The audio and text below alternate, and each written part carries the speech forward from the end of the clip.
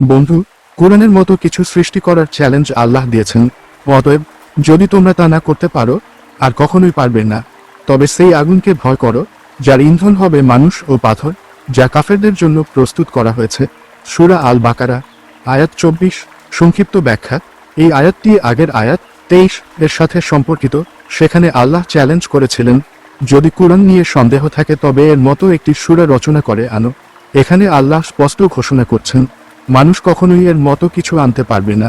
তাই যারা অস্বীকার করে তাদেরকে সতর্ক করা হচ্ছে জাহান্নামের শাস্তির বিষয়ে।